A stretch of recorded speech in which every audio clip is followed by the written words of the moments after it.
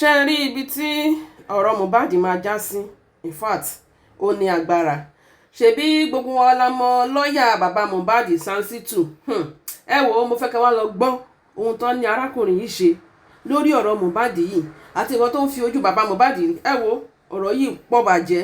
Ẹ wá lọ gbọ́ bí Bukky Jesse bí wọ́n ṣe ṣàlàyé ọ̀rọ̀ yẹn. Ẹ jẹ́ ká jọ wá lọ gbọ́. Ìgbà tí mo náà ṣe DNA tí mo fún ládírẹ́sì tí mo fún gbogbo ẹ̀ àná ó padà wá ó ní kò sí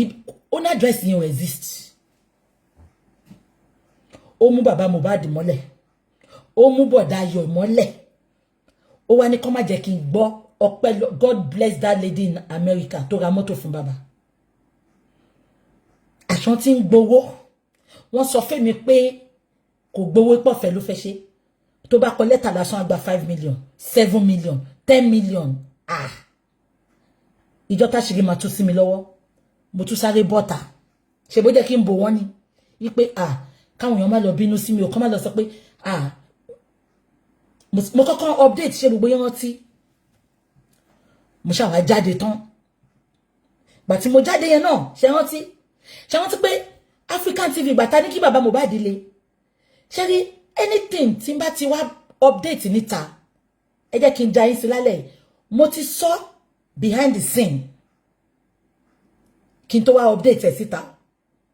ẹ kàn lè rí mi kí n dédé wá máa update kí n máa sọ̀rọ̀ anyhow síta mo ti discuss ẹ̀ behind the scene ni mo ṣe máa wá ń sọ síta pé kí dẹ̀ ló dé tí máa ṣe wá ń sọ síta ni pé ìtorí tí nǹkan bá ṣẹlẹ̀ kẹ́ lè bá sọ pé BJ ti sọ ṣe ń gbọ́. Now ìgbà tí African TV yẹn bàbá Mohbad yarí ó ní mo ò ní lé tí n bá evidence mo ò ní lé ṣùgbọ́n eventually èyí tó ju evidence lọ lórí wọn lè. Ìgbà tí ènìyàn ṣòro náà kò sí nǹkan tí bàbá Mohbad ò ṣe àwọn ò ní lé ta ló kọ àwọn kù àwọn ò ní lé ṣùgbọ́n thank you for bí bàbá Mohbad ti gbàgbé pé tó bá fẹ́ ṣe òkú Mohbad lókù tí wọ́n nìkan ni wọn ò bá má ti gbé wá sórí social media bọ̀dá mú ìwọ ò bá má ti wá pé gbogbo wa ká bá wọn dá sí gẹ́ẹ̀tì mi ni ebe mi máa jẹ́ kó yé bàbá Mohbad pé òkú Mohbad ó ń ṣòkú tí wọ́n nìkan mọ́ òkú gbogbo ayé ni so fine he might have a say on his son but it is not full say. Abẹ́ gbọ́ mi ṣá bàbá yarí àwọn ò ní lé mo wọ́n báyìí ìgbà tí gbogbo ayé rí evidence tán rí gbogbo ẹ̀ wọ́n lè náà ni ṣé wá rí lórí burúkú ènìyàn ṣòro yẹn àgékù ejò ni ṣé ń gbọ́ mi.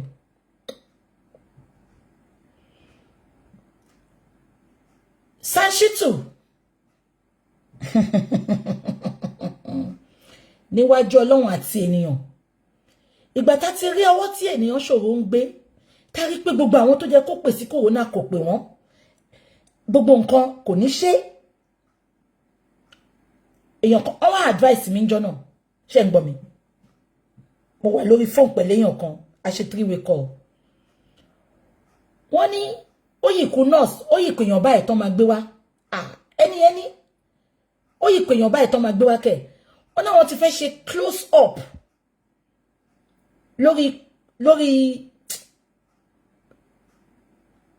lórí corona wọ́n ní that means that olórí burúkú ènìyàn ṣòro kò mọ́ṣẹ́ nìyẹn ṣé ń gbọ́ mi ó ní so àṣẹ lọ gba SAN ṣé ń gbọ́ mi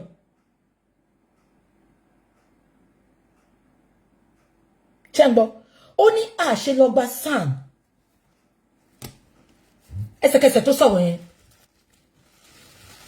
mo pe bàdá mú ìwà mo pe bàbá mo pe lady tó wà l'Amẹ́ríkà yẹn at another woman mo ní báyìí lọ sọ bàdá mú ìwà àti bàbá kọ́kọ́ sọ pé àwọn ò ní di SAN àwọn ò ní di mo lélẹ̀ tẹ́mi wò yìí wọ́n ní kò ṣe nǹkan kan o bàdá mú ìwà dẹ̀ sọ pé okay no problem àwọn máa gba SAN ṣé wọ́n ti pé mo ti sọ fún yín rí èmi kọ́ ni mo gba SAN o ṣé rí nǹkan tí gbogbo kíní ṣe ń ṣẹlẹ̀ nísìn ni pé mo believe pa adults ní gbogbo wa tí n bá lè trust yín mi ní bá yín dúró pọ̀ mi ní bá yín sọ̀rọ̀ mi ní sọ pé nsìn sister Toyin ńkọ́ mo bá sọ̀rọ̀ mi dey trust ẹ I don't do it mo dẹ̀ wò pé fine àwọn bàbá yìí ló lose ọmọ now they can àti bọ̀dá Múyìwá they cannot compromise mo dẹ̀ ní kọ́ lọ gba SAN mi ìbá wọn wá SAN yẹn kò pẹ́ kò jìnnà bọ̀dá Múyìwá pè mí wọ́n ní àwọn ti rí SAN ṣùgbọ́n wọ́n máa ní ìdí owó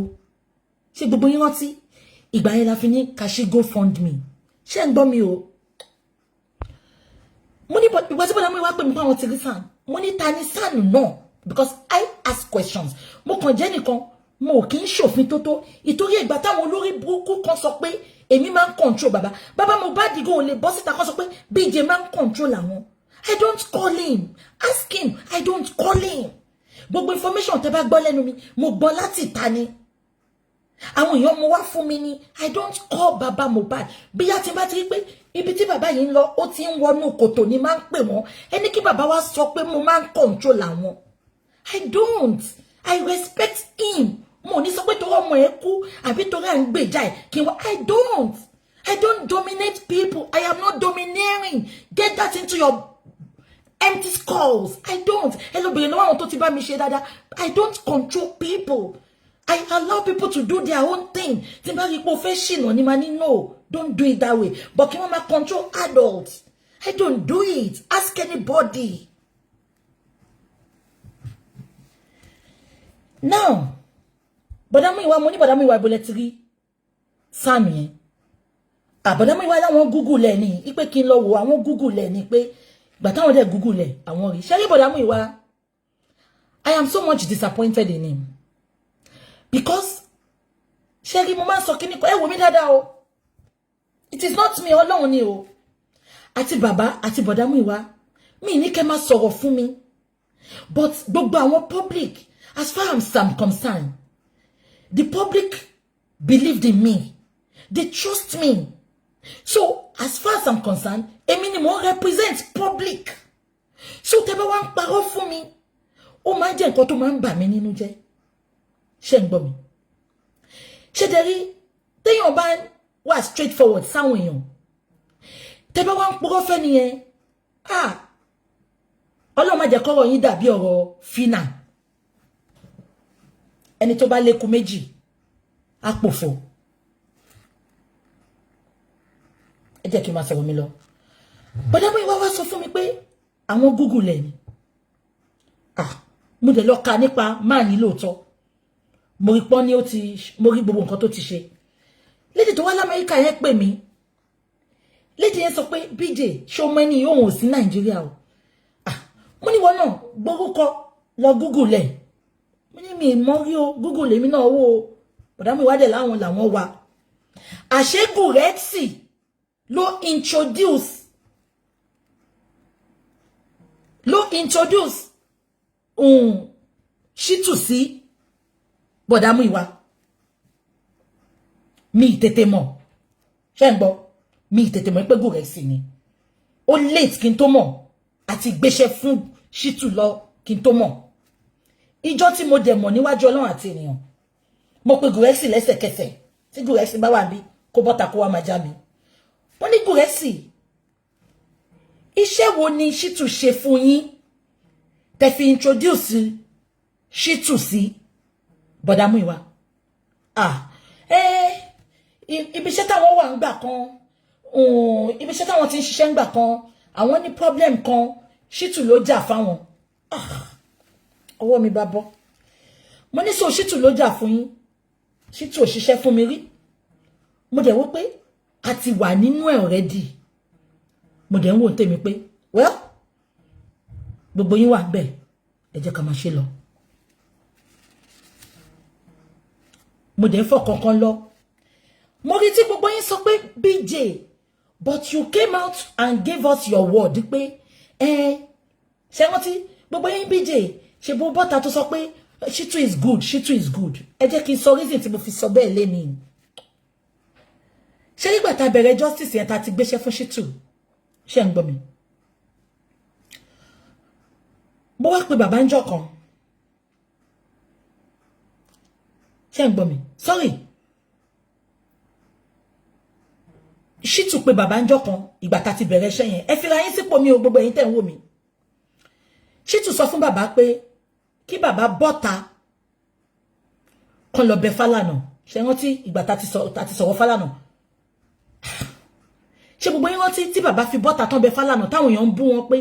kí Fálànà má gbọ́ pé bàbá ń parọ́ ni pé ó sọ bẹ́ẹ̀ ẹ jẹ́ bá mi confirm ṣé rántí ìgbà yẹn last year ni bàbá bọ́ta wọn bẹ̀ Fálànà pé bàbá Fálànà mo ò tó bú yín o mo ò ṣe o èmi go mọ nǹkan tó ṣẹlẹ̀ ṣé ń gbọ́ mi kíní tí mo fídíò tí mo rí pé bàbá ṣe kẹ́lẹ̀ mọ́ pé bàbá ò kí ń sọ̀rọ̀ fún mi but mo ò bínú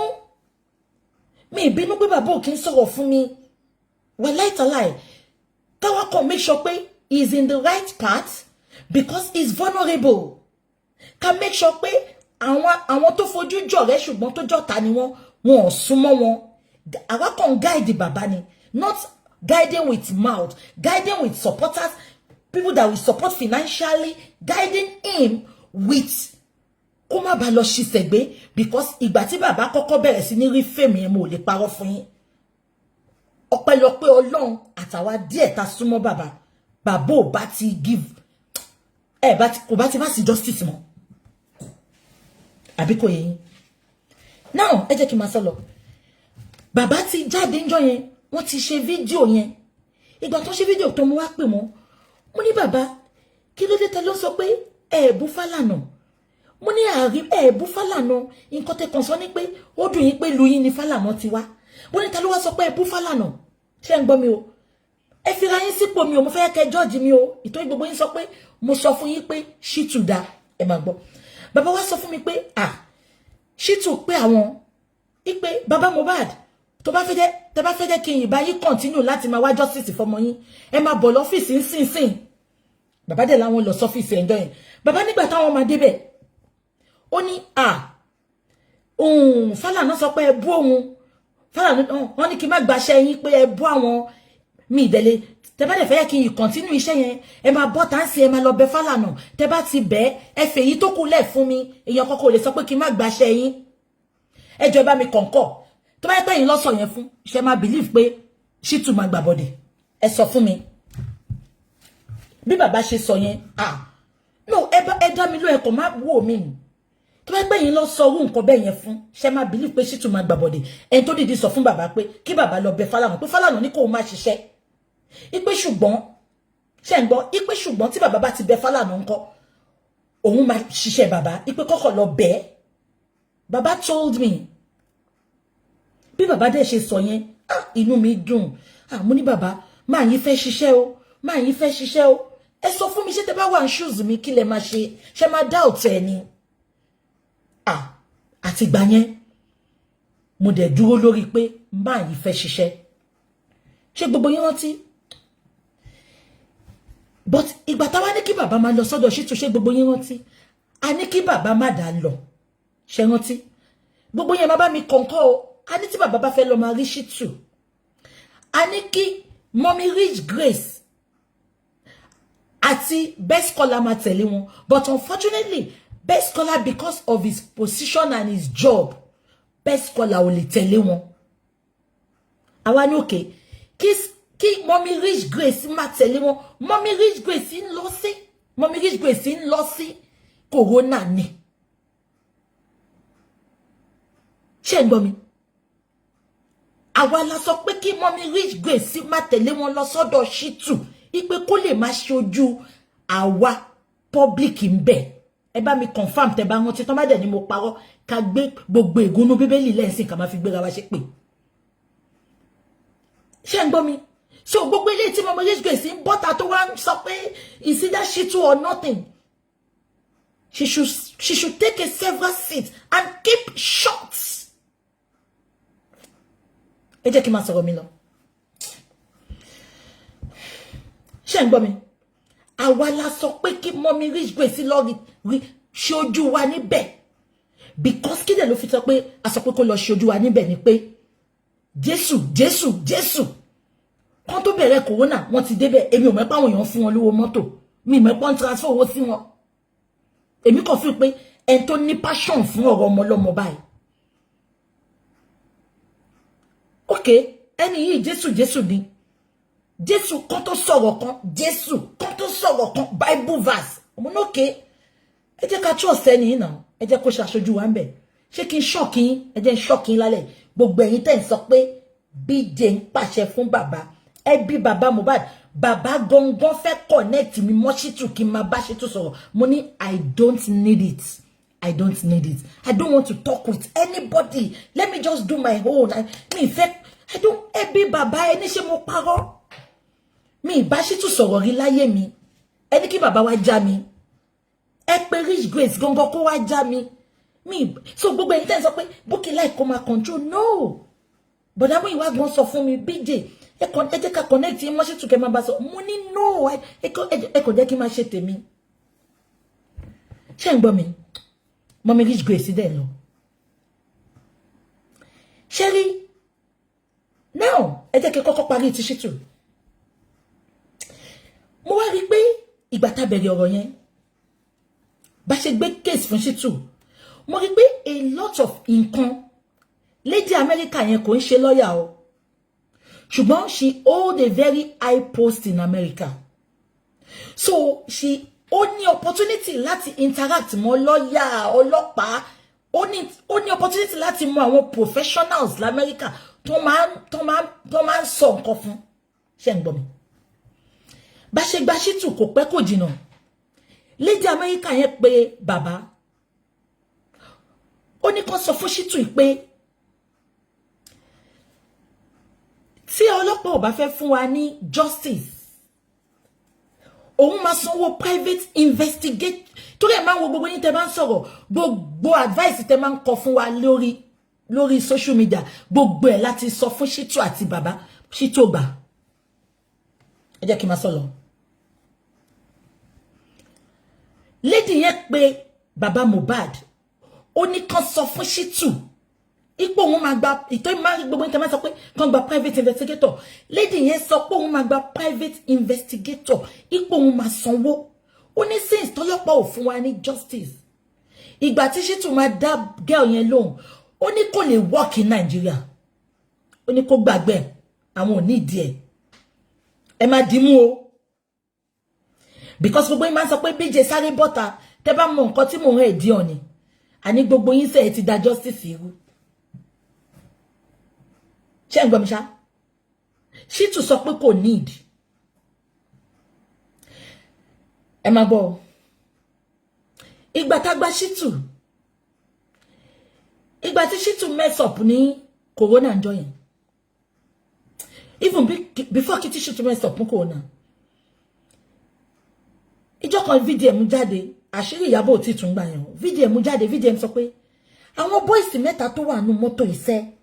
tó bá wá wọn jáde a mọ ẹni tó pa Mohbad wọ́n sọ bí tó ti gbé Mohbad fún wa sister kan fi pè mí wọ́n ní sister Bukky ẹ sọ fún bàbá kan sọ fún Shittu kó tiẹ̀ bá wá gbé àwọn boys wá sí corona àwọn tó sọ pé Mohbad is dead ibo náà ti gbé báwo náà ṣe gbé àkàn lè máa sọ pé àwọn justice ká má touch gbogbo bí tó jẹ́ ká touch níwájú Ọlọ́run àtẹ̀yàn mo dẹ̀ pé bàbá mo ní bàbá mo forward nǹkan tá àǹtí kan fi sọ mo forward ẹ̀ sí wọn bàbá láwọn ti gba àwọn máa fún Shittu bóyá bàbá wá fún Shittu o bí wọn fún Shittu ibẹ̀ la parí ìrìn àjò yẹn sí àgbọn kankan mọ́ mo ní kí wá ní justice tá ń wá àṣàlà ń lọ ó ń bọ̀ ẹ wo bọ̀bọ̀ tó ń gbé pósítà Ìyábọ̀ kiri yẹn wọ́n ti bọ̀bọ̀ yẹn mọ́lé up till now ìgbà táṣàná tún máa parọ́ ìgbà tó di September tó jẹ́ kán fi bọ̀bọ̀ yẹn sílẹ̀ àṣàná tún lọ parọ́ pé ibi tó ń rìn lọ wọ́n àtàkì òun ṣẹ̀mẹ̀pọ́n tó bọ̀bọ̀ yẹn ò tí ì jáde ìgbà tó ń mú bọ̀bọ̀ yẹn mo pe bàbá mo ní bàbá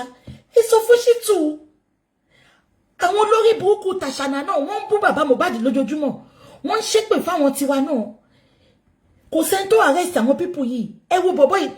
ìjà yín ló ń gbé Shittu kó bá wa ṣe nǹkan sí àkànlé dá bàbá ìdá bùkátà ẹ̀ bọ̀bọ̀ yìí ìjà wa ló ń jà Samsodium thank you bàbá láwọn ti gbọ́ dèní ìyá àgbọ̀n kankan nípa Samsodium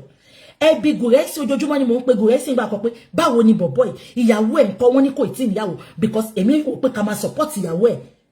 bó ti jẹ́ pé fine ohun gbogbo wa la join justice but àwọn èèyàn kan wà ká support wọn má bí gùrẹ́sì ní àwọn tí ń ṣiṣẹ́ lé lórí ọ̀ntì ìgbà tó sọ pé àwọn jọ́ọ̀jì wọ́n lọ on vacation Shittu ò tún bá wa ṣe nǹkan kan sí yẹn mo ṣàgbé sára pé kí ni Shittu ń ṣe gangan he couldn't arrest anybody from Ashana's group Ashana ń lọ ó ń bọ̀ Ashana wà overconfident ṣé wá rí ó tún yá lady tó wà l'Amẹ́ríkà yẹn ó tún sọ fún bàbá pé kàn sọ fún Shittu pé bàbá individually we cannot request for phone forensic ṣé ń gbọ́ mi ó ní individually we cannot request for phone forensic but Shittu can request for it gbogbo yín náà demo ẹjọ́ àwọn lọ́yà tó bá wà níbí kàn máa concur pẹ̀lú mi ṣé mo sọ fún yín pé ìgbà kan èmi àtàntí kan àmọ́ èèyàn kan ní phone company tí mo bá dín lò a pè bọ̀bọ̀ kan bẹ̀ pé kó bá wa mú mẹ́sẹ̀jì Mohbad jáde ṣé wọ́n ti ẹ bá mi confirm wọ́n gbégi lébẹ̀ ni pé kó tó wọnú bẹ̀ ó máa lo ID ẹ tó bá dẹ̀ lo ID ẹ ó máa mọ ẹni tó wọ bẹ̀ bọ̀bọ̀ yẹn advice wa pé lọ́yà àbọ́lọ́pàá ló lè gba phone forensic yẹn lady tó wà l'Amẹ́ríkà ètò sọ fún bàbá kó sọ fún Shittu bàbá láwọn ti sọ fún Shittu dé ní yìí Shittu ò gba phone forensic fún wa dé ní yìí Shittu ò réyàn kankan mọ́ ṣé ń gbọ́ mi ẹ bá dì mú o ìtorí gbogbo yín sọ pé BJ sáré jáde ẹ jẹ́ kí n máa sọ̀rọ̀ mo ṣà ń gbé sára má tún pé bàbá Gúrẹ́sì má bínú o ọ̀rọ̀ máa kàn MC ni má bínú Gúrẹ́sì o ó bẹ́tà kẹ́ má wá sọ̀rọ̀ fún mi tó bá ti dójú ẹ̀ má tú àṣírí everybody ni mo pé so gbàtà lọ fún corona ṣé ń gbọ́ mi èmi ò sínú corona ìgbà tán ṣe corona yẹn tán ṣé mi pé mi ò kí ń I don't pick people's phone I don't watch videos so I don't know what happened at the corona mo kò bẹ̀rẹ̀ sí ní update táwọn èèyàn ń gbé Shittu ṣe pé ni pé báwo ni Shittu ṣe máa throw bàbá sábẹ́ boss mo wá pè nìkan mo ní kí ló ṣẹlẹ̀ lẹ́ni ní corona ó bá dé kó wọn send ẹ̀ sí mi bó ṣe send ẹ̀ tí mo rí nǹkan tí Shittu sọ pé George ń praise ìyá Mohbad ó ń rọ́bìṣì bàbá Shittu ò lè sọ̀rọ̀ Shittu tún wá bọ́ta tán Shittu wá ń sọ pé the judge did a good job bínú ṣe bí mi nìyẹn ṣé gbogbo yín rántí ṣé mo kúkú gbé anga mi wá síta the first person tí mo pè ṣé rántí pé mo sọ pé Gúrẹ́sì mo later get pé Gúrẹ́sì ló gba Shittu fún wọn the first person tí mo pè bàbá mo ní bàbá mo lẹ́yìn lẹ rí bẹ́ẹ̀ o mo lé mi ò rí bẹ́ẹ̀ nǹkan tẹ́ bá dẹ̀ sọ lèmi máa tẹ̀lé mo ní bàbá with nǹkan tí Shittu ti ń ṣe látijọ́ yìí àti nǹkan tó sọ ní corona inquest lẹ́ni ṣé yìí believe nínú máa yìí bàbá dẹ̀ sọ statement kan bàbá ní tẹ́lẹ̀ mo believe nínú ẹ̀ ṣùgbọ́n èyí tó sọ lẹ́ni 70% ọkàn mi bàjẹ́ mo believe nínú ẹ̀ mọ́ bàbá ní mo máa lọ rí lọ́la bàbá yẹn ń ké I swear with my living God bàbá Mohbad ń ké ni ṣé ń gbọ́ bàbá Mohbad was crying mo ní bàbá má ké ẹ lọ rí lọ́la ká gbọ́ nǹkan tó máa sọ bí n ṣe fi bàbá bí kí n tó sọ yẹn fún bàbá mo ní bàbá ṣé mo pé mo ti ń sọ fún yín pé máa yìí ti ń gbà bọ̀dẹ̀ ṣùgbọ́n ẹ believe mi mo ní yéé tó ṣe yìí mo ní ẹ máa lọ bàbá ṣáà ní kí n jẹ́ káwọn dọ́dọ̀ ẹ̀ lọ́la ẹ máa gbọ́ o ẹ jọ̀ọ́ bá mi mú popcorn yín tẹ́ bá fẹ́ lọ tọ̀ ṣé ká ní toilet break ìtorí ibi tọ́rọ̀ yẹn ti fẹ́ máa dùn ni mo ti fẹ́ máa sọ lọ báyìí fún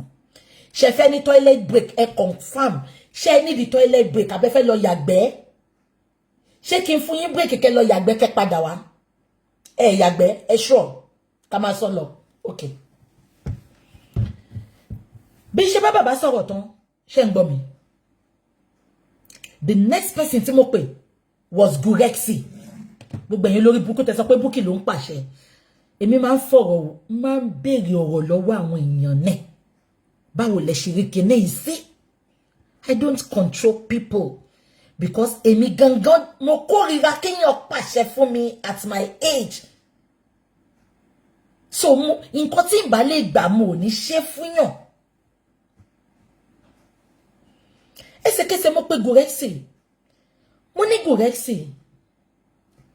Mo ní with nǹkan tó ṣẹlẹ̀ ní corona inquest lénìí. Mo ní ṣé yìí fẹ́ sọ fún mi pé Shittu ń ṣiṣẹ́ níwájú Ọlọ́run àti ènìyàn tá gbọ́dọ̀ pé jẹ́rìí rọ́. Gurexy tí n bá parọ́ ọmọ ẹ calling kó tako mi lálẹ́. Gurexy ní BJ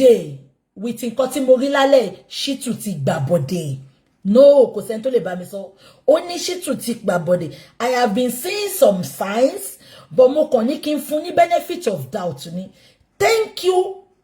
Gurexy, for saying your truth on that day. Gurexy ni BJ. Shittu started well, but along the line, I don't know. Shittu is not doing what he's supposed to do. Money, thank you. Mo de ṣe mẹ́nu mọ́. Mo de ń wò. Mi update. Shittu, tẹ́ sọ kíní kan fún ẹ lálẹ́. Shittu ti dè bàbá mọ́lẹ̀ o. Ẹ jẹ́ kí n sọ fún gbogbo yín. Shittu ti dè bàbá mọ́lẹ̀ gan. Níbi tí Shittu dè bàbá Mohbad mọ́lẹ̀ dé. Ẹ jẹ́ kí n sọ fún yín. Ṣé mọ̀ pé kò sẹ́ni tó wà nínú George àbí nǹkan kan ní Naija yẹn san. Wọ́n máa ń ṣe ogun burúkú. Ogun burúkú. Níbi tí Shittu dè bàbá mọ́lẹ̀ dé. Tí bàbá rí white, tí Shittu bá sọ fún bàbá pé black ni, bàbá máa sọ fún yín pé black ni. I am telling you, Shittu, sue me if you want to sue me. Má bẹ́ẹ̀ dọ́gba. Ìwé mi dáadáa, kò sí nǹkan kan tẹ́ lè ṣe fún mi. Ẹ jẹ́ kí n máa sọ̀rọ̀ mi lọ. Níjọ́ yẹn bí kíní yẹn ṣe ṣẹlẹ̀. Tí Gurexy sọ̀rọ̀ yẹn. Omi bọ́ lójú mi. Mo ní kí lè lé ìwọ lọ. How are we going to tell the public? Tí gbogbo yín bá rántí, that was the first day tí mo kọ́kọ́ update pé Shittu ti gbà bọ̀dẹ̀. Ṣé gbogbo yín rántí? Ẹ lọ wo ọjọ́ tí mo kọ́kọ́ update pé Shittu ti gbà bọ̀dẹ̀. Ẹ lọ wo ọjọ́ yẹn. Ìjọ́ kejì corona gangan ni. Ṣé ń gbọ́? Now, bí ṣe bá Gurexy sọ̀rọ̀ tán. Àwọn critical thinkers, lovely people,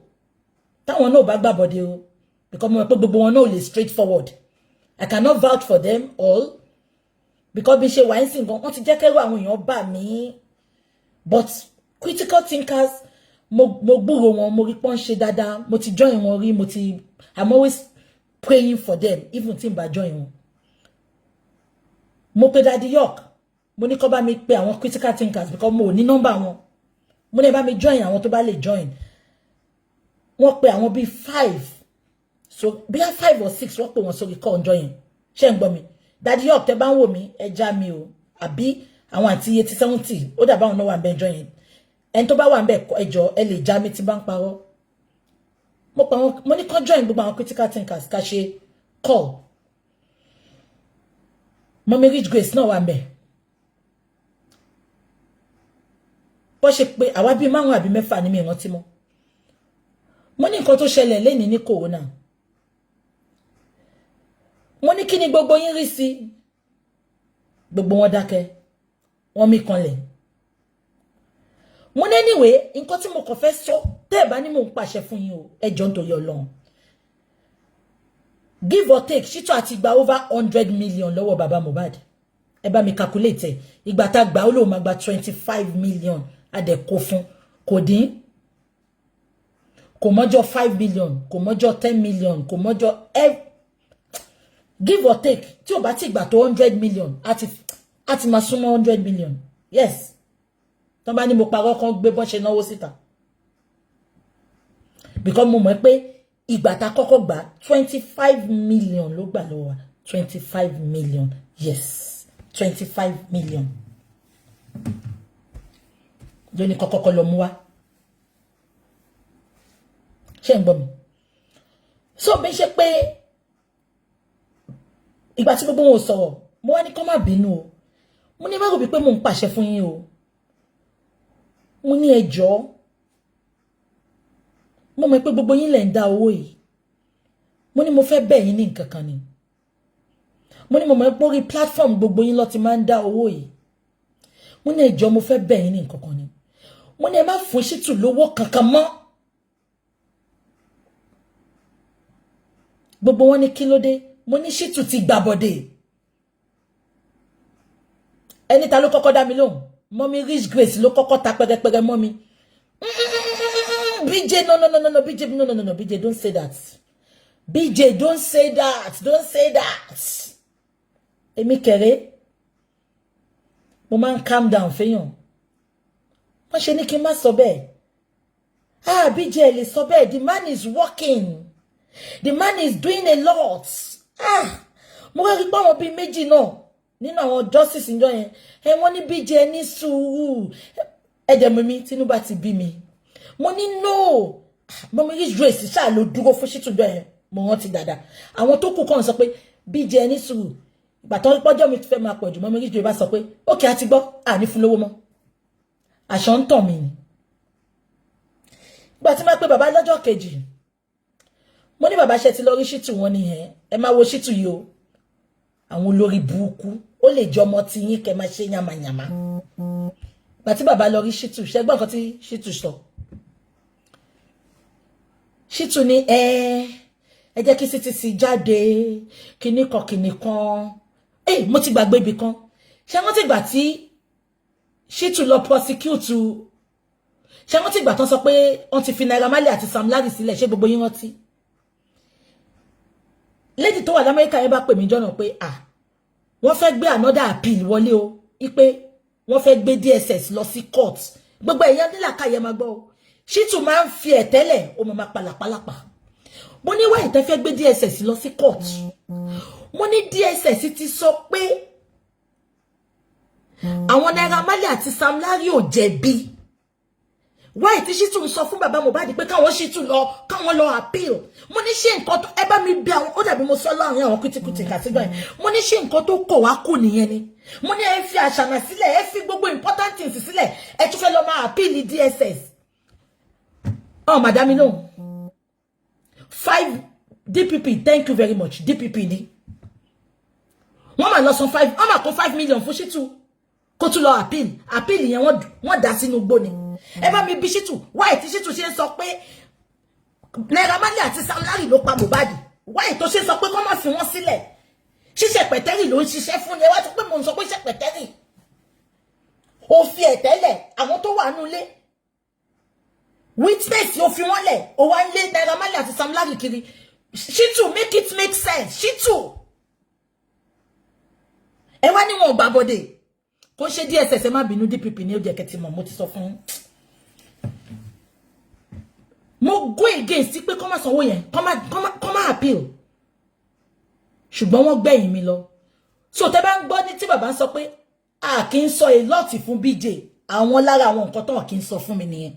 tá bá ti ní ẹ má tí ṣe báyìí ẹ jẹ́ ká ṣe báyìí wọ́n á gbẹ̀yìn lọ ṣe tó wù wọ́n ṣé ń gbọ́ mi tún fi bínú o wàláhì tàláhì mi fi bínú ṣùgbọ́n èmi mọ̀ ìpọ́n máa tẹ́ bọ̀bẹ̀ ni èmi mọ̀ ìpọ́n máa tẹ́ bọ̀bẹ̀ ni mo wá update bẹ́ ṣe rí gbogbo kìíní yẹn mo wá update mo ní Shittu must go sẹ́ náà ẹ̀dẹ̀ sọ̀kọ̀ tó ṣẹlẹ̀ ẹ lè blame bàbá o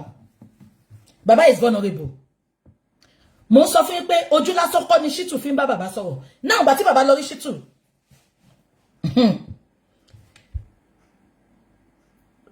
Rich Grace ló sọ lè fún mi nínú group yẹn join ó ní àlè lé Shittu o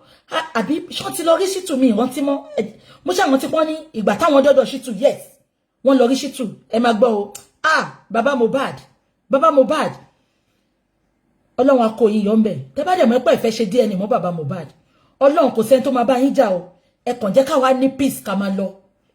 ọdún méjì máa pé níjọ́ Wednesday on the 11th tẹ́ bá mọ̀ pé ẹ fẹ́ peace bàbá Mohbad ẹ fẹ́ settle you can go ahead Ọlọ́run kò sẹ́ni tó máa bá yín jà bàbá I will not stop loving you I will not stop supporting you bàbá but ẹ jẹ́ ká wá ká fi gbogbo ayé wa ń wá justice fún yín ká lè nísinmi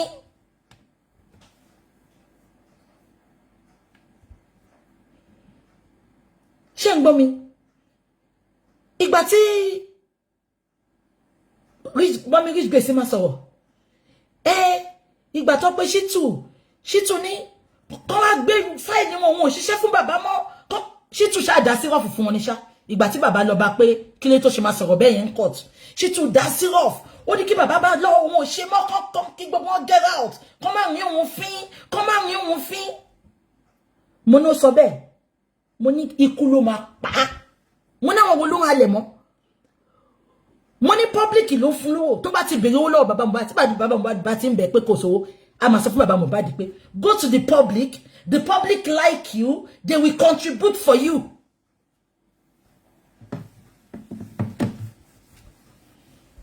ẹ máa gbọ́ lọ ọlọ́run ìgbà tí bàbá lọ challenge ẹ pé báwo lẹ ṣe máa sọ ọ̀rọ̀ yẹn ní court ó ní kó má bóun sọ kẹ́nìkan kó má disturb òun kó má kóra wọn lọ tó má fẹ́ lọ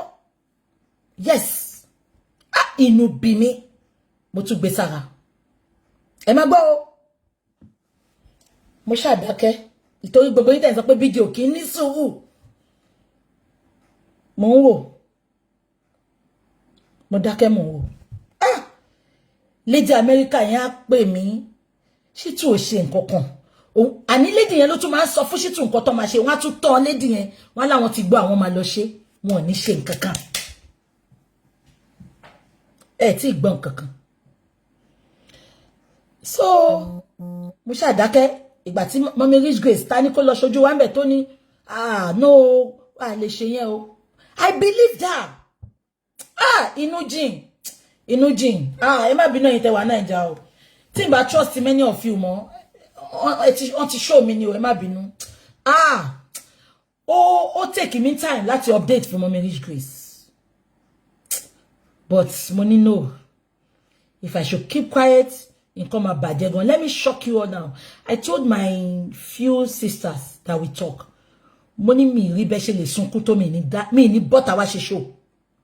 but mo wá rí pé mọ́mí Rich Grace ti fẹ́ máa manipulate public mo ṣe ní no if I should keep quiet ó máa sọ àwọn èèyàn dáadáa láì dá.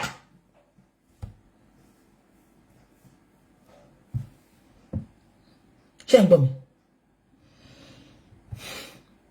àwọn bàbá ṣàtúbẹ̀ wọ́n sọ fẹ́ mi pa àwọn bẹ̀ o bọ̀ mo rí pé gbogbo wọn cooperate padà mi mọ̀ nǹkan kan mọ́ and mi ìbínú ọlọ́run ìtorí ẹ̀ lè ṣe máa rí pé I don't come out tèmi bá ní information máa wá sọ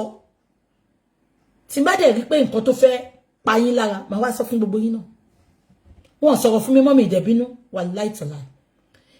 ìgbà tí fídíò ń bẹ̀rẹ̀ exposure I was so happy mo n'Olúwa ṣeun máa sinmi VDM ti take the lead máa sinmi gbogbo ẹ̀yin olórí burúkú tẹ́ ní jèrè ṣe ọwọ́ yín ẹ máa lulẹ̀ gbẹ̀yìn ní ìwọ tó bá robi sí mi bí a bá ẹ àdàbí tí n bá robi sí kankan nù yín ìwọ tó bá nà kankan sí mi 19 tó kọ ajẹ́ tí ajẹ́ tọmọ ajẹ́ tí gbogbo ìdílé ẹ̀ àdàbí tí n bá lonú méjì nu justice ṣùgbọ́n tí n bá lonú méjì gbogbo nǹkan tẹ́ bá sọ á padà sínú ìṣẹ̀dá yín tọmọtọmọ gbogbo èké tẹ́ bá ṣe Ọlọ́run á tú yín ká níbi tẹ́ tí ń dáná ọwọ́ ẹ ní kúre èmi ẹ mọ̀ mí ni ẹ kéré ẹbí ń tí ẹ bì lò ẹ̀yin wo mo wò yín ẹ pé kan ẹ jẹ́ kọ́kọ́ play kọ́kọ́ fún yín kẹjẹ́ kó máa pọ̀ létí ìyá yín bẹ́yẹn mo ń bọ̀ ẹni sùúrù o.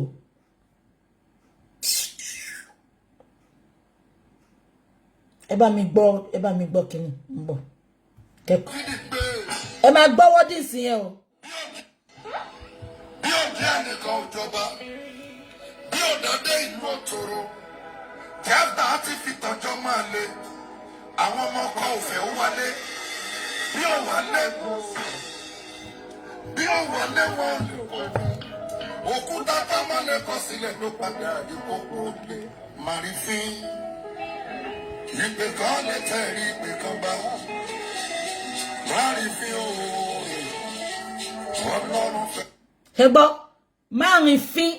ìpè kan lè tẹ̀rí ìpè kan ga márùn-ún Ọlọ́run fẹ́ràn èèyàn kan jù kan lọ ẹ̀ ní kúre àdàbí tí bá mú wọn náírà lówó justice yín lógún yín fi máa ṣẹ lórí mi. Ọlọ́run ju ènìyàn kí lẹ ń bá mi jà sí. Ọlọ́run ju ènìyàn kí ló wá fẹ́ fàríkìṣí. Ó jẹ́ èmi ló rọra mi àbùkù mi máa tó. Ṣé gbọ́ àdàbí tó bá yẹ pé mi nù ń rọra mi àbùkù mi máa dé ṣùgbọ́n tó bá yẹ pé Ọlọ́run ló tì mí lẹ́yìn ló rán mi níṣẹ́ yìí òjò ẹ̀sìn iṣu tó máa rọ̀. Ojú Ọlọ́run ni ojú Ọlọ́run ni bó jẹ́ olóró mi òjò ẹ̀sìn wọn tó ṣúṣì máa rọ̀. Igbó dídí ni Dáfídì gbé bí òde ẹnìkan ò jọba bí òdàdé ìlú òtòrò Jẹ́fítà ti fi tọ́jọ́ máa le àwọn ọmọ ọkọ òfẹ́ ó wálé bí ó wálé bí ó wálé wọn lè kógun òkúta tọ́mọ́lé kọ sílẹ̀ ló padà dé kókó lé màrífín ìpè kan lẹ́tẹ̀ rí ìpè kan bá màrífín o Ọlọ́run fẹ́ràn kan Ọlọ́run ju ènìyàn kí lẹ ń bá mi jà sí. Ọlọ́run ju ènìyàn kí ló wá fẹ́ fàríkìṣí. Ó jẹ́ èmi ló rọra mi àbùkù mi máa tó dé. Ojú Ọlọ́run ni ojú Ọlọ́run ni ó jẹ́ olóró mi òjò ẹ̀sìn wọn tó ṣúṣì máa rọ̀. Bàbá Ajídára ìwọ dúró ń tiẹ̀ ó ṣe orin tó bá mi fún wọn ibo la sọdé ẹ rán mi létí ibi tí mo sọdé. So wọ́n ṣá lọ kó 5 million yẹn fún again sílẹ̀ fún Shitu kan lọ gbó lórí burúkú àpìlì wọlé ó wá ń sọ fún bàbá wàá gbowó tán wàá máa sọ fún bàbá kó máa bọ́ta kó lọ máa sunkún sí public. Ìgbà kan bàbá wá pè mí ìgbà tán ti ṣe yẹn tán ṣe ń gbọ́ bàbá pè mí ńjọ́ kan bàbá ní wọ́n ti pòun látàbújá àwọn kan pòun látàbújá wọ́n ní kí lòun fẹ́ wọ́n ní kí bàbá wá sàbújá àwọn ti lọ sàbújá àwọn ti lọ kọ nǹkan táwọn fẹ́ justice fọmọ àwọn. Èmi náà dẹ̀ àṣẹ Shitu mọ̀ọ́mọ̀ ó fi yẹn bò wọ́n mọ́lẹ̀ nígbà tó rí pé gbogbo wa ti fẹ́ máa fura get game tó play bẹ́ẹ̀ yẹn ó ti rí pé gbogbo wa ò believe nínú òun mọ́. Wọ́n wá pé bàbá páwọn kan wá látàbújá wọ́n ní kí ni bàbá fẹ́ wọ́n ní kí lẹ fẹ́ wọn arrest àwọn tó wà nulé wọ́n ní kí lẹ fẹ́ Àṣànà ló wà nulé pẹ̀lú Mohbad tí Mohbad fi kú wọn ò bá yín arrest Àṣànà ẹ̀yin ló wá ń pè lójoojúmọ́ pé kí lẹ fẹ́ ìgbà tán lọ àwọn àti gúrẹ́sì ló lọ sàbújá mi ìmọ̀ àwọn tó lọ rí mi ìdẹ̀ béèrè lọ́wọ́ wọn ẹ béèrè lọ́wọ́ wọn gbogbo ẹ̀yin tẹ̀ ń sọ pé BJ ó máa ń sọ̀rọ̀ ó máa ń pàṣẹ wọ́n kọ̀ dágbére ni àbí kò yẹ yín ìgbà tán dẹ̀dẹ̀ Shitu ti bá wọn kọ email ó ti kọ oríṣiríṣi nǹkan táwọn fẹ́ àwọn ti fún wọn wọ́n ti bá wọn kọ àwọn ti fún wọn ẹ bá mi bèrè lọ́wọ́ wọn ṣáwọn ará Àbújá pè wọ́n dé ni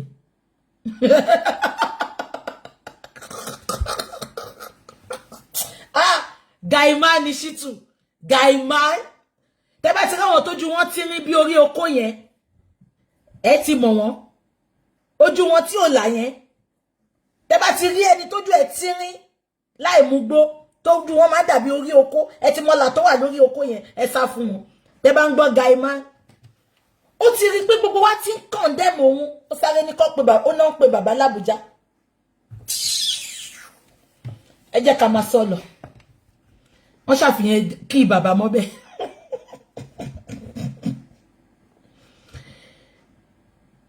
so ìjọ tí bàbá lọ ṣe interview pẹ̀lú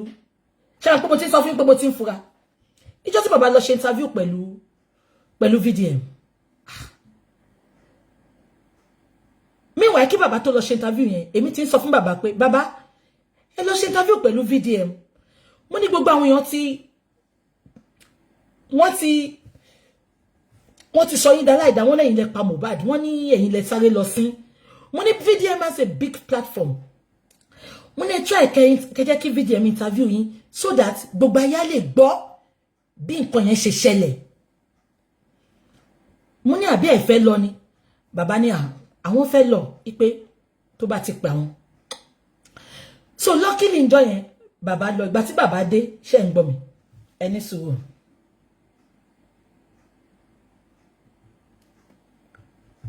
No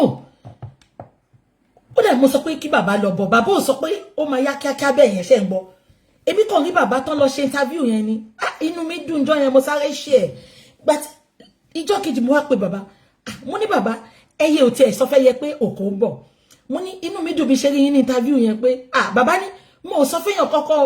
bí ṣe kúrò ní quest mo ṣe lọ ẹ má gbọ́ statement yìí o this was baba's words bàbá ní even bàbá Shittu gan mi sọ fún ìtorí tí n bá sọ fún kò ní jẹ́ kí n lọ wallahi talai bàbá said that statement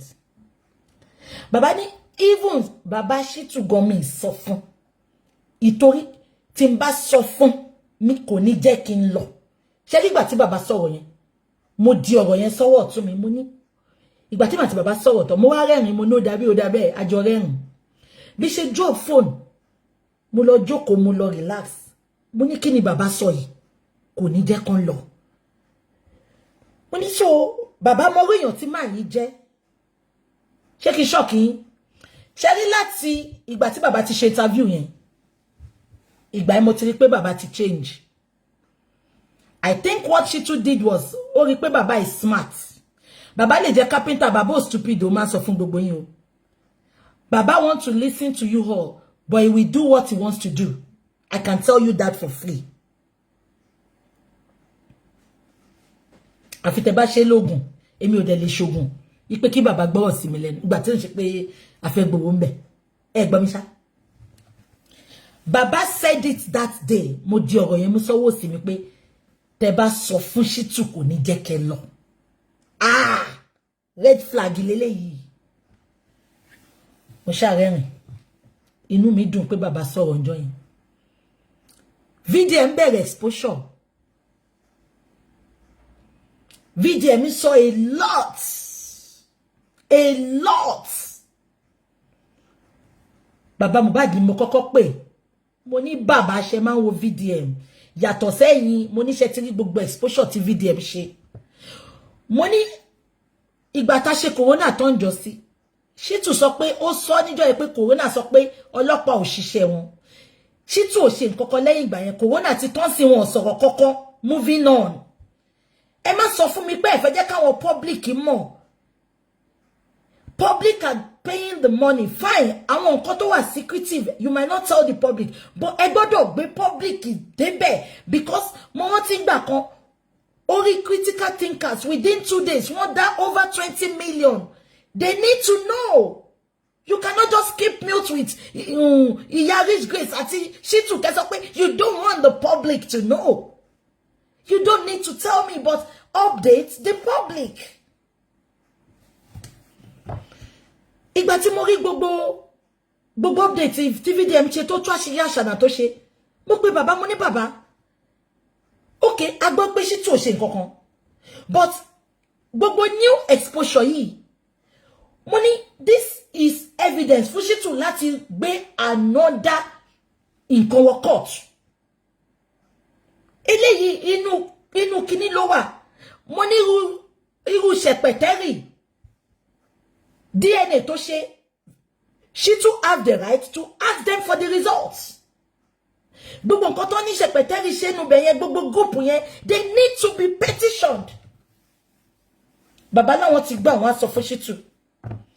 àgbọn nǹkan kan mọ́ nípa ẹ̀ mo dẹ̀ ń wò ṣùgbọ́n inú mi wá ń dùn pé VDM ń tú àṣírí yẹn lọ ó ń tú àṣírí yẹn lọ ó ń tú àṣírí yẹn lọ Shittu ò máa ṣe nǹkan kan ṣé wá rí bí tèmi ti ń fura sí Mummy Rich Grace ìgbà tó ti invite ẹ̀ sí party Shittu tó ti lọ dẹ̀nẹ̀ má gbàgbé pé mo sọ fún ìjọ tí mo kọ́kọ́ sọ̀rọ̀ yẹn no kí n má sọ bẹ́ẹ̀ Shittu is working mo gbọ́ àwọn nǹkan kan lánàá ẹ̀rù dẹ̀ bà mí now kó tó wá dìgbà yẹn ẹ má gbọ́ mo ń sọ fún pé bàbá ò kí ń sọ nǹkan kan fún mi kí n tó bọ́ sí Rich Grace mo ti gbàgbé lé má jẹ́ kí n gbàgbé about 2 weeks ago mo wá pé bàbá gbogbo yẹn má gbọ́ because ẹ kàn máa fi pé àjẹmọ́ máa sọ̀rọ̀ fún Bukky ò ní dá wa lóhùn mo máa ẹ wo wọ́n ní ọgbọ́n ọlọ́gbọ́n la máa fi ń ṣọgbọ́n gbogbo yín pátá nǹkan tẹ́ máa ń sọ ìgbà mi mo máa ń kà mo dẹ̀ máa ń relate ẹ̀ padà but mi kàn ní wá sọ fún yín update ni ṣé ń gbọ́ mi. Ìgbà tí mo rí pé Shittu ti gbàbọ̀dẹ̀ èmi ti rí mo wá pè bàbá ńjọ́ kan mo ní bàbá mo ní mi ìpàṣẹ fún yín o mo ní but orí tabitade yìí Shittu ò ṣiṣẹ́ Shittu ti gbàbọ̀dẹ̀ mo ní mi ní kẹ́lé Shittu o mo ní ẹ jẹ́ ká fi Shittu lẹ̀ kó máa nǹkan tó bá wáyé wá kọ́ ẹ jẹ́ kó máa kọ́ lọ ẹ má sanwó fún o mo ní but ẹ pé bàbá ẹ bá mi jí bàbá ẹ bá mi jí gbogbo ọkàn tó sùn lọ mo ní bàbá ṣùgbọ́n máa bẹ̀ yín ẹ lọ bá VDM tí ń bá parọ́ kọ́ lọ ń jẹ mí yà mo ní bàbá ẹ lọ bá VDM ẹ pé VDM ẹ sunkún fún ẹ ní VDM jọ mo ní lọ́yà o ṣùgbọ́n VDM jọ fún mi ní lọ́yà tó lè bá mi bójútó mo dẹ̀ mọ̀ pé VDM gbogbo mi ìsọdèjì Adénúgà Òdèjì yẹn ti gbà bọ̀dẹ̀ ń tiẹ̀ mo ní VDM mo rí pé àwọn radical lawyer ló ń bá ṣiṣẹ́ mo ní radical lawyer la nídìí ní ìbíta oríta bíta dé yìí ọ̀rọ̀ DNA ò tiẹ̀ tí wáyé ń gbà yẹn gbogbo yín gbogbo bí bàbá ṣe ń lọ kóòtù mi ìmọ̀ ń pa ẹ́ o mi ìdẹ̀bí wọn bí gbogbo yín ṣe máa ń rí lórí íńtánẹ́ẹ̀tì mo ṣe máa ń rí ìgbà mi gan ọ̀dọ̀ sister Comfy ni ma ti rí update lèmi náà máa gbé sí update mi gbogbo ẹ̀yin tẹ́ ń sọ pé BJ ló ń control bàbá no because wọ́n rí pé mo ti antagonize Shittu náà ṣe sọ nǹkan kan mọ́ ṣé ń gbọ́ mi ṣá mo ní bàbá ẹ kàn pé VDM mo ní VDM ready láti support yín mo ní ẹ pé kẹsùn kó sí lọ́rùn pé VDM jọ fún mi ní lọ́yà mo ní lọ́yà o mo ní if possible ẹ sọ díẹ̀ nù nǹkan tí Shittu ti ṣe ẹ sọ nǹkan tí gbogbo ọjọ́ ẹ sọ nǹkan tó ṣe pé corona gan kò gbà fún wa kò rí gbà fún wa ó tún praise George ní bàbá láwọn ti gbọ́ no ìjọ ẹ̀ tí wọ́n á ní kí bàbá gba lọ́yà ṣẹ́ ń gbọ́ ibẹ̀ ni bàbá ti wá sọ fún mi pé ẹ má gbọ́ bàbá ní àwọn critical thinkers wọ́n fẹ́ gba lọ́yà fáwọn ẹ bá mi máa di ọ̀rọ̀ yìí mo critical thinkers ọ̀rọ̀ ti dọ́dọ̀ yìí sìn yìí bàbá ò sọ fún mi tẹ́lẹ̀ bàbá ní critical thinkers fẹ́ gba lọ́yà fáwọn níwájú Ọlọ́run àtẹnìyàn èmi ò mọ̀ mi ì mọ̀ kankan mo wá sí fún bàbá mo ní bàbá ẹ má gba lọ́yà lọ́wọ́ ẹnì kankan mo ní ẹ lọ bá VDM mo ní critical thinkers mo ní they are in group mo ní mo mọ díẹ̀ nù wọn but mo ní nǹkan tó bá ti jẹ́ group bẹ́ẹ̀ yẹn èèyàn kan lè wá ń bẹ̀ tó máa gbà bọ̀dẹ̀ tẹ́ bá tún ní lọ ń gba lọ́yà lọ́wọ́ ẹnì kankan wọ́n lè lọ máa sọ̀rọ̀ síta ẹni kí bàbá bọ́ta ti ń bá parọ́ abẹ́ gbọ́ mi meanwhile bàbá ò sọ fẹ́ mi pé wọ́n máa ẹ má jẹ́ kí n fọ ọ̀rọ̀ yẹn bàbá ò sọ kúlẹ̀kúlẹ̀ lọ́yà àti critical thinker ti fẹ́ gbà fún wọn ṣó ti yẹn èmi ṣàtẹnumọ́ pé ẹ má gba lọ́yà lọ́wọ́ ẹnì kankan mo ní ṣe mọ̀ pé bọ́ ṣe mú olórí burúkú ènìyàn ṣòro wá fún yín nìyẹn bọ́ ṣe mú African TV wá fún yín nìyẹn mo ní ẹ lọ bá VDM mo ní ṣe ríbi tí mo dé yìí VDM nìkan ni mo lè trust ṣe ń gbọ́ bàbá dẹ̀ sọ fún mi lẹ́sẹ̀kẹsẹ̀ pé wọn ti fa wọn ní lọ́yà yẹn náà pé wọ́n sọ pé àwọn máa meet lọ́yà yẹn ni mo ní okay ẹni ọ̀tẹ̀ bá ṣe fẹ́ ṣe ẹ ṣáà involve VDM ní nǹkan tá à ń sọ yìí ṣe ń gbọ́ mi èmi dẹ̀ dákẹ́ the same lady yẹn ti parí iṣẹ́ lórí bó ṣe máa mi ní sọ ìlọ́ọ̀tì bíbá yìí nípa ilé lady yẹn ti parí iṣẹ́ bó ṣe máa kò yẹ yín bó ṣe máa ṣe DNA yẹn bó ṣe máa ṣe and everything. I don't want to talk much about that. Ṣó ti yé yín? I don't want to talk much because tó bá máa sọ sìn àwọn bàbá Mohbad lè sọ pé BJ ló sọ gbogbo ẹ̀ bó tẹ̀ yẹ pé bàbá ò tẹ̀lé nǹkan tó fẹ́ ṣe yẹn.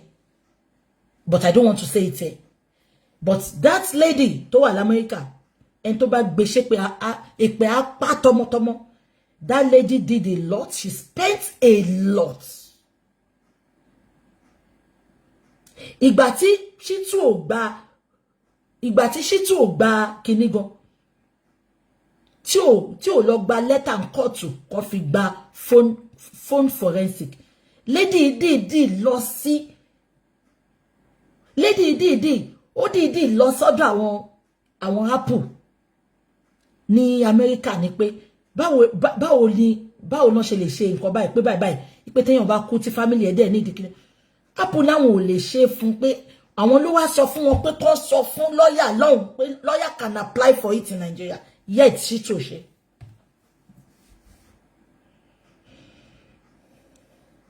Ṣé ń gbọ́ mi èmi ṣàdé ń wò ń tèmi bàbá àtàwọn critical thinkers àṣọ ń ṣe meeting mi tiẹ̀ mọ̀ ó bá di last week Daddy York bá pè mí Daddy York ní BJ o àwọn ní káwọn fọ̀rọ̀ kan tó yín létí ni o mo ní go on bàbá mi kí ló ń ṣẹlẹ̀ Daddy York ní àwọn wọ́n ní kò ṣe pé àwọn náà rí nǹkan tèmi náà rí o ipe since tí Shittu ò fẹ́ ṣe many things tó jẹ́ kó ṣe wọ́n ní àwọn critical thinkers ń kọ́ o àwọn ti pawọ́ pọ̀ àwọn ti bá wọn lọ́yà kan sọ̀rọ̀ ṣé ń gbọ́ mi ipe àwọn lọ́yà yẹn wọ́n dẹ̀ ti ready láti ṣiṣẹ́ ipe àwọn nǹkan tí Shittu ò ṣe ń kọ́ àwọn ò lé Shittu o ipe Shittu yìí máa ṣiṣẹ́ ẹ̀ lọ o but àwọn lọ́yà yẹn àwọn náà máa ṣe àwọn nǹkan tí Shittu ò ṣe ṣé ń gbọ́ mi mo ní that is very good but mi ò jẹ́ sọ fún Daddy York pé bẹ́ẹ̀ kọ́ ni bàbá ṣe sọ fún mi o ṣé ń gbọ́ mi Daddy York wá go ahead wá sọ pé mo àbí Daddy York mo ní Daddy York ṣé bàbá ti mọ̀ ń pa kíní ṣé ń gbọ́ mi Daddy York ní àwọn ti bá bàbá sọ pé ó wà okay ṣé pé bàbá ò dẹ̀ sọ fún mi pé nǹkan táwọn yẹn fẹ́ ṣe nìyẹn mo kàn wò pé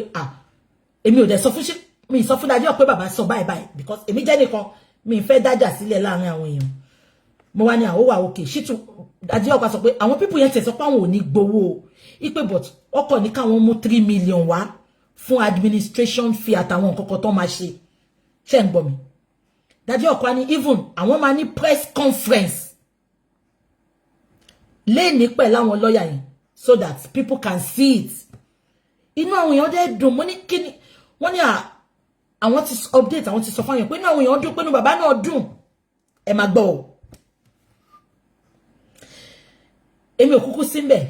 wọ́n ní àwọn lawyer yẹn come online wọ́n sọ nǹkan tó máa ṣe they spoke very well I was not there the lawyer was there àwọn èèyàn tó wò sọ bẹ́ẹ̀ wọ́n ní àṣẹ gbogbo gbà táwọn lawyer ń ṣe conference Mommy Rich Grace àti bàbá àti PA bàbá wọ́n wà lọ́dọ̀ Shittu ó dà báwọn náà join wọ́n wà lórí fẹ́ǹsì wọ́n wo gbogbo ẹ̀ ṣé ń gbọ́ mi ó dà bí bẹ́ẹ̀ lọ tún ti kóṣẹ́ sí bàbá lórí ọ̀nà bá pè bàbá ṣẹ̀dọ̀ pé káwọn yẹn tó continue nǹkan tó máa ṣe bàbá gbọ́dọ̀ sign ṣé ń gbọ́ mi wọ́n bá pè bàbá lóhun ò sign o òun ò fẹ́ gbogbo eléyìí o òun ti sọ fún yín pé Shittu ló bá ṣe o òun ò sign o nọ́mbà ń bẹ bàbá nọ́mbà ń ṣàlàyé fún wọn bàbá gbogbo nǹkan tá à ń ṣe ṣèbẹ́ ti sọ pé ẹ máa ṣe tẹ bá mọ̀ pé ẹ ṣe ànílọ kó 3 million sílẹ̀ ṣèbẹ́ sọ pé ẹ máa ṣe á sọ fún yín ká tó lọ ṣe bàbá yarí ok wọ́n bá fi bàbá sílẹ̀ wọ́n bá pe Gúrẹ́sì ìwọ ló tún súnmọ́ bàbá báwa lọ ṣàlàyé fún bàbá tó bá dijọ́ kejì pé bàbá ń kọ́ o báyìí ló ṣẹlẹ̀ ẹ lé Shittu ẹ kàn sáìn kínní ni kò ṣe pé kẹwàá sáìn kan fẹ́ gbowó royalty yìí wọ́n fẹ́ help yín ni wọ́n nígbà tí Gúrẹ́sì débẹ̀ bàbá yarí pé òun ò sáìn Daddy York pè mí wọ́n ṣàlàyé fún mi òun lè fi rí Daddy York tó fi update níjọ́ yẹn pé òun ò ṣe justice mọ́ because Daddy York sọ pé ọmọ yín ló kù all our efforts ẹ kàn bàjẹ́ this man called Shittu kò ṣe nǹkan kan adẹ̀túrà àwọn èèyàn kò dẹ̀ ṣe lọ́yà kan group of lawyers ni group of lawyers bí ṣe gbọ́ èmi ò bá wọn sọ̀rọ̀ o but àwọn critical thinkers tó ní làákàyè wọ́n ti bá wọn sọ̀rọ̀ mo bá ń wò tèmi Ṣé bí ṣe gbọ́ yẹn báyìí mo tún lọ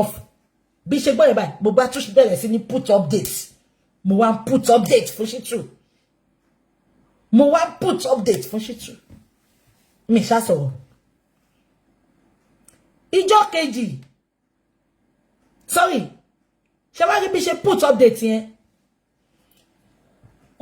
mo lọ sí shop ìgbà tí ma fi wọnú mọ́tò mo rí pé mo ti rí miss calls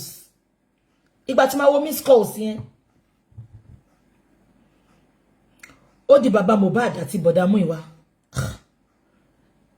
kí ló ṣẹlẹ̀ mo ṣáà rí tán ti send message pé please pick your call ẹ̀yin olórí burúkú tẹ́ ń sọ̀rọ̀ pé bàbá jáde fún mi ẹ súnmọ́ bí máa screenshot máa fi time and date wọ̀nyí mo dẹ̀ bí ṣe fẹ́ pè wọ́n padà call wọn wọlé bọ̀dá Múyìwá ẹ káàsán bàbá ṣẹwà àwọn wà òkè ẹ má gbọ́ o meanwhile sorry ẹ má bínú kí n tó rí no ó dàbí mo ti wà lórí call pẹ̀lú àwọn bàbá mo rí pé mo rí message ìgbà tí ma wo photo message yẹn mo rí photo Shitu ńbẹ̀ mo ní what is happening no sorry kí n tó gbé call àwọn bàbá mo wo second phone mi mo rí photo Shitu lórí profile mo rí pé nìyẹn ti send message sí mi gan mo ní wèrè wèlélẹ̀